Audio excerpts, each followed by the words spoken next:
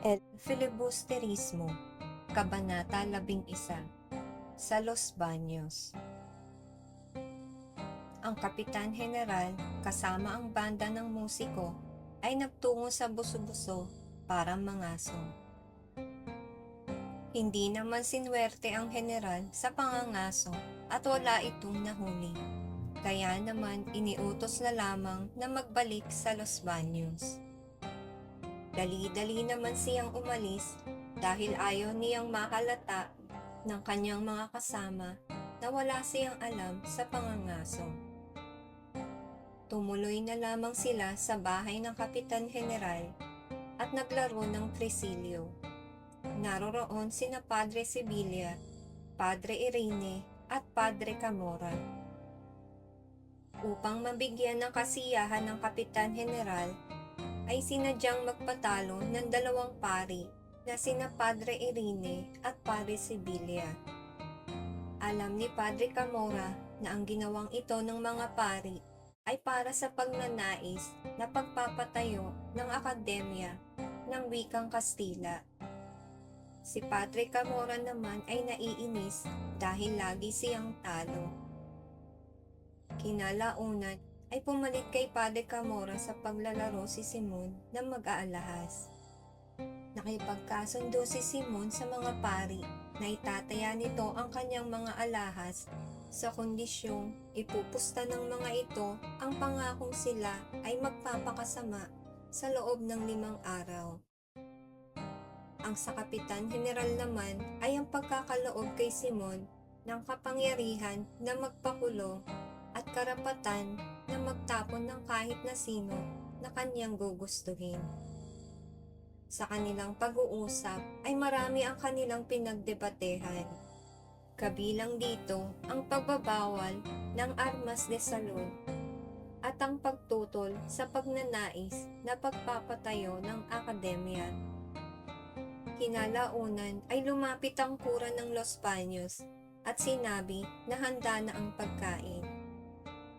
At ang dalagang si Huli naman ay 3 araw nang nagmamakaawa sa general na palayain na ang kanyang nuno.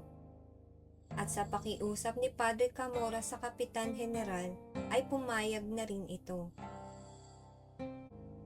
Talasalitaan, mangaso, manghuli ng hayop. Sinwerte, pinalad. Tresilyo, sugal gamit ang baraha. Pagnanais, kagustuhan. Akademya, paaralan. Alahas, mamahaling hiyas. Ipupusta, itataya. Pinagdebatehan, pinagtalunan. Kabanata 12, Plácido Penitente. Si Plácido Penitente ay patungo sa pamantasan ng Santo Tomas na may sama ng loob. Siya ay sumulat sa kanyang ina ng 2 beses upang sabihin rito na ibig na niyang huminto sa kanyang pag-aaral. Ngunit ito ay hindi sumang-ayon. Sa halip ay sinabihan siya na magtiis pa ng konti hanggang sa siya ay makatapos. Sa kanyang paglalakad patungo sa pamantasan ay sinalubong siya ni Juanito Pelaez na siyang naatasan upang mangolekta ng ambag na gagamitin sa pagpapatayo ng bantayo ng isang kilalang paring Dominiko. Sa kanyang pagpasok sa universidad ay may isang mag-aaral na tumawag sa kanya upang palagdaan ang isang kasulatan. Naglalaman ito ng pagtutol sa nais ni Macaraig na magpatayo ng akademya ng wikang Kastila. At dahil sa wala siyang oras upang basahin ang kasulatang iyon, ay hindi niya ito nilagdaan. Nang siya ay pumasok sa silid-aralan, ay natawag na ng propesor ang kanyang pangalan. Sinadya niyang lakasan ang tunog ng kanyang takong upang siya ay mapansin. Tinignan naman ito ng propesor na may lihim na pagbabanta. talasalitaan, pamantasan, unibersidad, paaralan, mangolekta, manguha, ambag, kontribusyon, bigayan ng pera, bantayog, monumento, palagdaan, papirmahan, kasulatan, usaping nakasulat sa papel, silid, kwarto, propesor, guro sa kolehiyo. Kabanata 13. Klase sa pisika. Sa isang bulwagan na may bintanang rehas sa akademya, idinadaos ang klase sa pisika. Makikita rito ang mga gabinete na naglalaman ng mga bagay na ginagamit pang pisika. Ang mga kagamitang ito ay inilalaan lamang sa dumadalaw na mga panauhin at hindi sa mga mag-aaral. Ang propesor sa pisika ay ang Dominikong pari ni si Padre Milion. Sa araw na iyon ay patungkol sa salamin ang naging diskusyon. Tinawag ng propesor ang isang antuking estudyante, ngunit nang ito ay hindi makasagot, ay sunod na tinawag nito si Juanito Pelaez. Tinapakan naman nito ang paa ni Placido Penitente nang wala itong maibulong na sagot. Dahilan kung bakit ito napasigaw sa gulat, at kaya naman ito ang sunod na tinawag. Wala din namang maisagot si Placido, kaya ito ay hinamak ng kanyang propesor. Matapos magkaroon ng sagutan sa pagitan ni Placido at ng pari, ay nilisan nito ang bulwagan na may sama ng loob. Talasalitaan, bulwagan, gusaling pinagtatanghalan. Klase, pangkat ng estudyante sa partikular na pagtuturo. Silid na pinagdarausan ng pagtuturo. Pisika, agham, siyensya. Rehas, harang na bakal. Gabinete, aparador, cabinet. Diskusyon, debate, pagtatalo. Hinamak, nilait, inalipusta, paninira.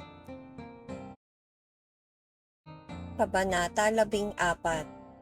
Sa bahay ng mga mag-aaral. Ang tahanan ni Makaraig ay malaki. Mayroon itong ikalawang palapag. Sa umaga ay tahimik ito, ngunit pagsapit ng hapon ay nagkakagulo na ang mga mag-aaral na nakatira rito. Isang hapon, dumating sa bahay si Makaraig kasama ang mga mag-aaral na kanyang inimbitahan. Si Sandoval at Isagani ang unang dumating na panauhin. Kasunod naman sina Pelaez at Pecson. Sa pagdating ni Makaraig, ay bitbit niya ang isang magandang balita. Ang balitang ito ay patungkol sa pakikipag-usap ni Padre Irene sa Kapitan General. Kaakibat nito ang balitang pagtutol ni Don Custodio sa planong pagpapatayo ng Akademya ng Wikang Kastila. Dahil dito ay nakaisip sila ng ilang pamamaraan kung paano nila mapapasang-ayon si Don Custodio.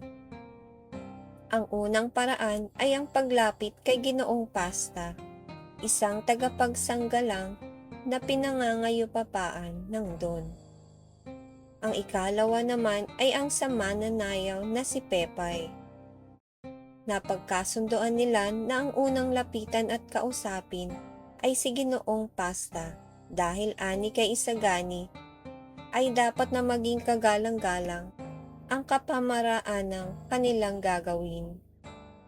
Talasalitaan, tahanan, bahay, pagsapit, pagdating, inimbitahan, inanyayahan, panauhin, bisita, kaakibat, kasama, pagtutol, hindi pagsang-ayon, tagapagsanggalang, abogado, manananggol, pinangangayupapaan, pagpapasakop, paggalang, kagalang-galang, marangal, kaaya-aya. Kabanata 15, Ginoong Pasta. Si Isagani ay nagtungo sa tahanan ni Ginoong Pasta para ito ay kumbinsihin na umayon kung sakaling si Don Custodio ay kumonsulta rito. Nabigo naman si Isagani sapagkat napagpasyahan na ng Ginoo na hindi siya makikialam sa nasabing panukala. Sinabi ng Ginoo na siya ay kinakailangang maging maingat dahil sa siya ay maraming ari-arian. Kaya naman dapat siyang kumilos nang naaayon lamang sa batas. Sa pag-alis ni Isagani ay naiwan namang nag-iisip ang manananggol. Ito ay napahanga sa talino at estado ng pag-iisip ng binata. Subalit para sa Ginoo, ang binata ay kaawa-awa. Talasalitaan, nagtungo, nagpunta, tahanan, bahay, kumbinsihin, hikayatin, kumonsulta, dumulog, sumangguni, panukala, plano, ideya, mungkahi, manananggol, abogado, estado, kalalagayan. Kabanata 16, Ang kapighatian ng isang inchik. Si Quiroga ay naghandog ng masaganang hapunan isang araw ng Sabado. Siya ay isang inchik na nagnanais na ang kanyang bansa ay magkaroon ng konsulado. Kabilang sa mga panauhin na dumating ay ang mga tanyag na mangangalakal, matataas na kawani ng pamahalaan, mga praile, mga militar at ang kanyang mga tagatangkilik. Dumating rin ang negosyanteng si Simon. Kinausap niya ang mga mangangalakal na nagrereklamo sa nagiging takbo ng kanilang negosyo. Si Quiroga ay may pagkakautang kay Simon na 9,000 piso at nang ito ay kanyang singilin, ito man ay dumaing din. Sinabi ni Simon kay Quiroga na babawasan nito ang kanyang pagkakautang ng 2,000 piso sa kondisyong ang mga armas na dumating ay itatago sa kanyang bodega. Nag-alinlangan si Quiroga sa umpisa, ngunit sumang-ayon din ito sa huli.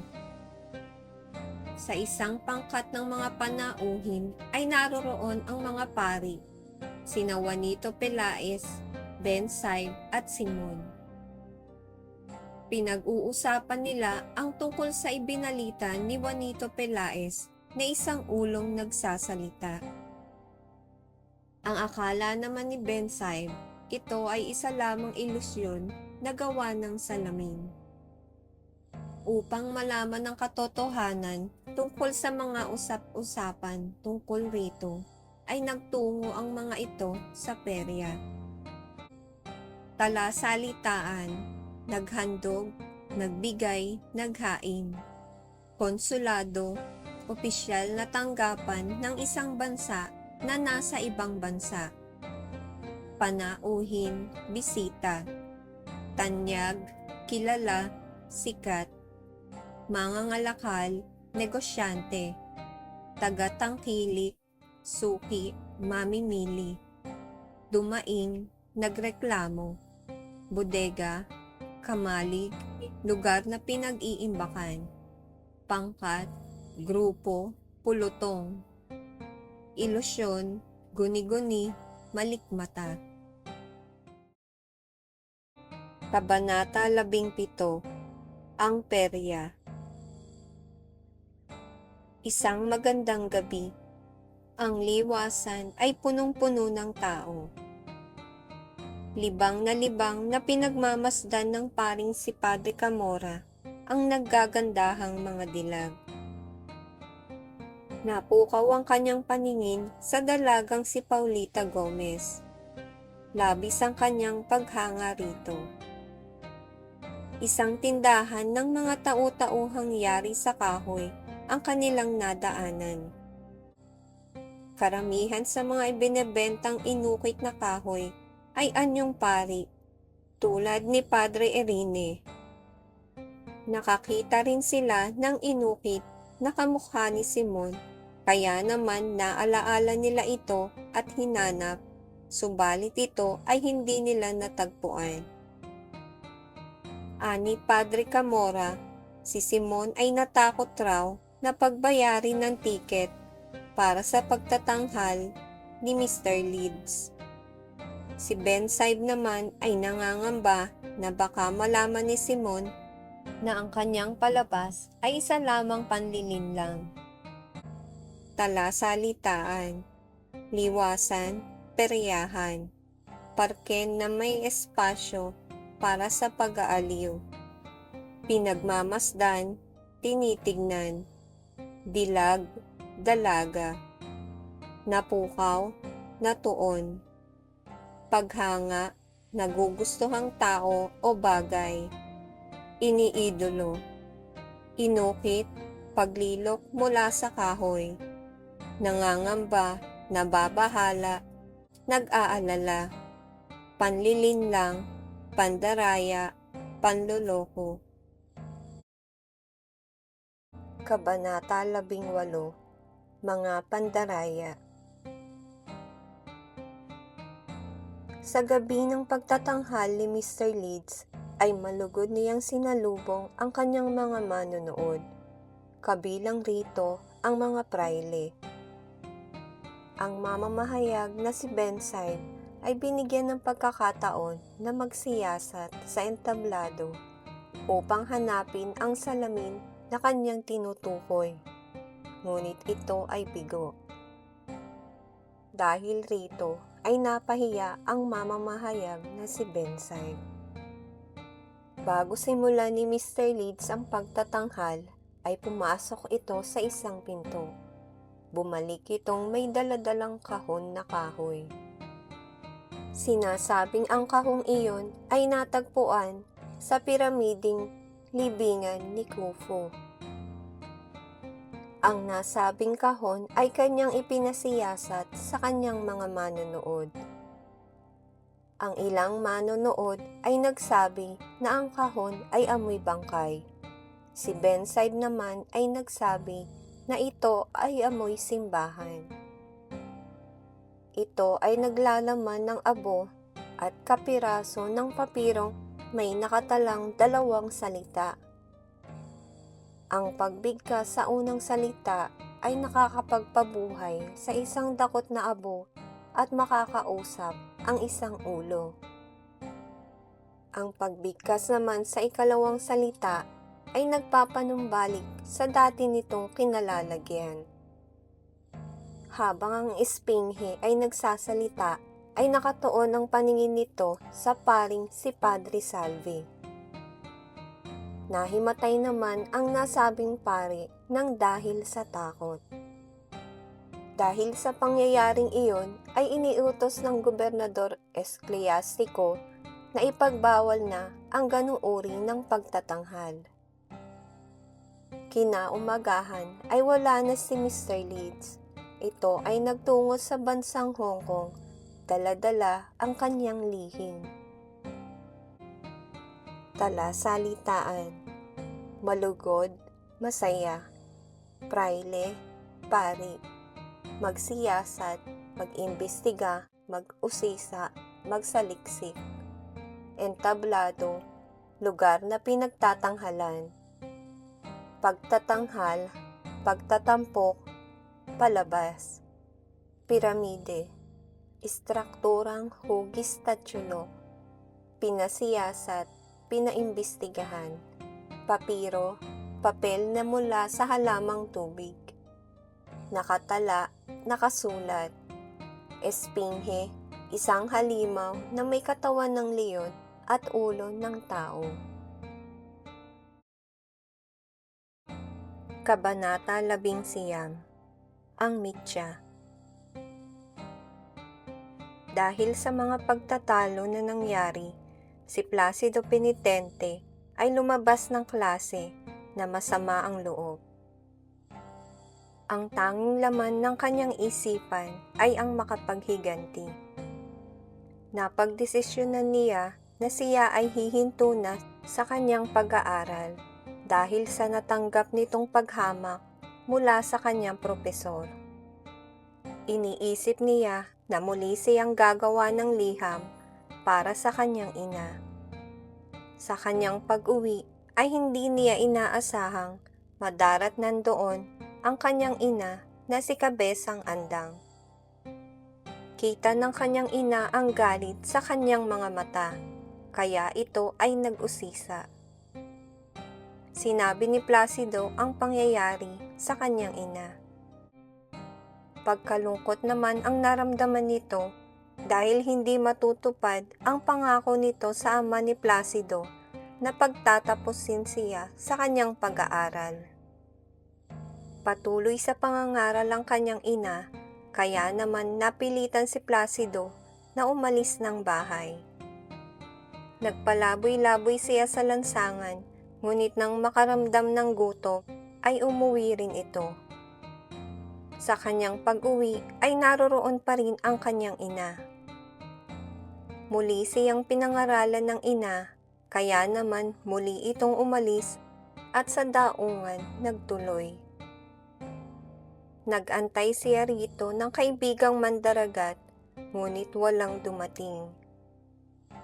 Kung kaya't nakarating si Placido sa perya. Doon ay nakita niya ang negosyanteng si Simon. Isinama siya nito sa lugar na di niya akalain na mararating ng mayamang mag-aalahas.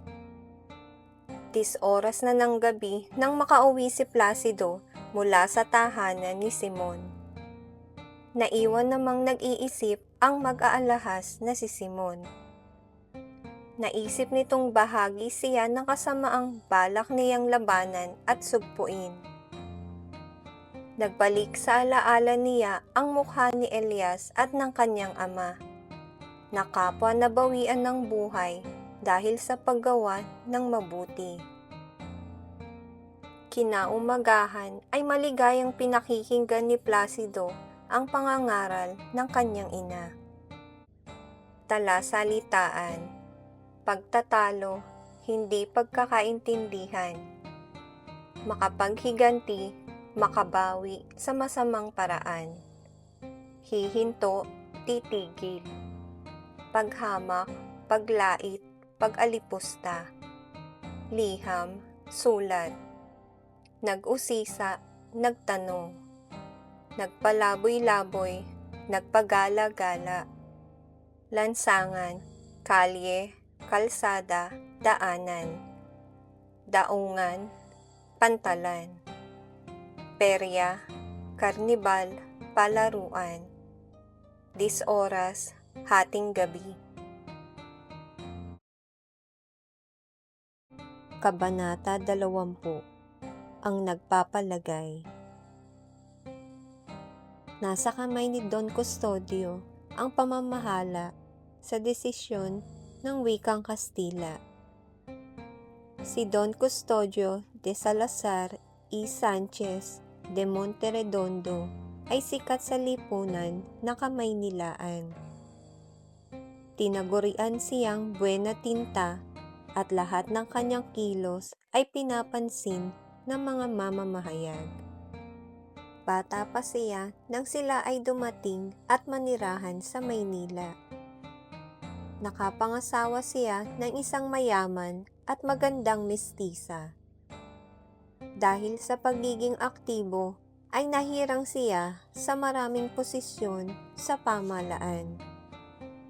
Naging kabaligtaran naman ang kanyang sinapit nang siya ay bumalik sa bansang Espanya. Dahil sa kakulangan sa pag-aaral, ay hindi siya makahalubilo sa mayayaman at walang pumapansin sa kanya rito.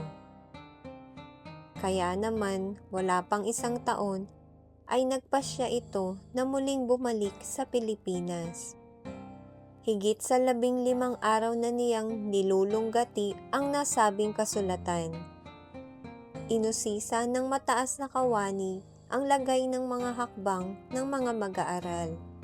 At sumagot si Don Custodio na may pag-aalinlangan, bagamat nais niyang ihayag na natapos na niya.